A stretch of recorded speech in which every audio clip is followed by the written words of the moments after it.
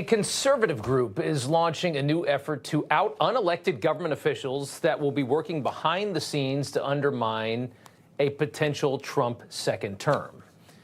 The American Accountability Foundation is digging into the background, social media posts, and commentary of key high-ranking government officials, reportedly zeroing in on the Department of Homeland Security, of course, the agency that's going to be, in charge of securing the border and initiating Trump's mass deportation plan that he's putting together with Stephen Miller that we've talked about.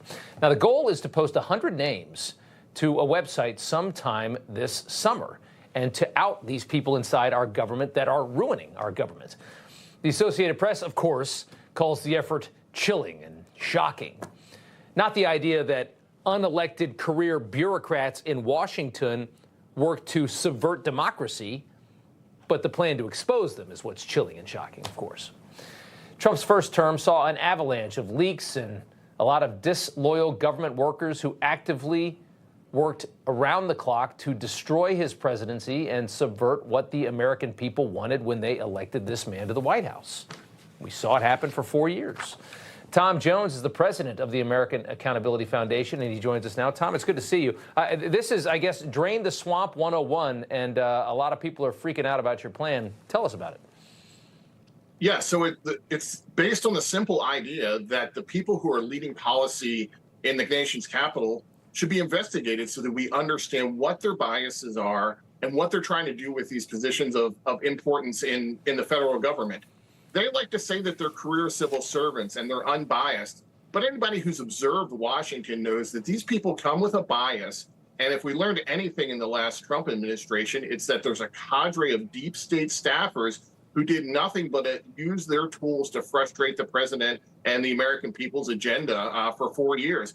And we think we just need to understand who those people are so we can make smart decisions about where they belong. I mean, at the end of the day, this is our government. This government belongs to the people. It is funded by the people. And it has become its own entity with its own agenda. Yeah. And that agenda is outside largely what most American people want. And they're all screaming and clamoring about populism, and they're so threatened by it, and they say it's a threat to democracy. I mean, that in itself is an oxymoron. I mean, the truth is, they have disassociated with what the American people have wanted for a long time in this country. And the effort to bring government back under our control, they find to be a complete threat. Here's from the Associated Press, here's a quote. The effort focused on top career government officials who aren't appointees within the political structure has stunned democracy experts and shocked the civil service community in what they compare with the Red Scare of McCarthyism. Your response? Yeah, that's just nonsense. You know, the Washington Post likes to tell us democracy dies in darkness. Well, I can tell you there's nothing darker than the cubicle on the 6th floor of the Department of Homeland Security where some career bureaucrats making decisions about paroling illegal aliens into the United States without any oversight by the presidential administration. So what we need to do is we need to get a handle on who these people are. And I think at the end of the day, the next administration is going to go, look, these people don't belong in these positions. These people need to be moved out of these positions, out of a policy-making approach where they can substitute their agenda for the agenda of the American people. Look, this is democracy at work. The people should be governed by their elected representatives, right, not by a cadre of elite who have no accountability and make huge salaries bilking the American people.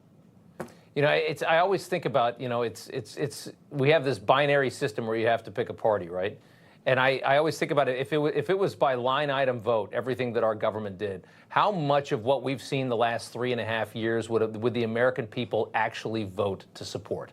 If you actually took our budget bills, line item, this much, 50 million to investigate mosquitoes in Panama, and if you went down the line, would Americans vote for anything that our government currently does and spends our money on? I don't think they would. They wouldn't, and I think, if half of the civil service decided to retire tomorrow and we didn't replace a single one of them, nobody would notice the difference. Yeah. Like the other little secret about government shutdowns is nobody misses them. Everybody's like, my life goes on great and at half of the price. And so the idea that we're going to get rid of a couple hundred civil servants at the Department of Homeland Security who obstruct the border agenda is somehow shocking. The fact that these people are there in the first place is what's really shocking. It really is shocking. And the tumor that our government has become over the last 50 or 100 years is just unbelievable. Tom Jones, the American Accountability Foundation.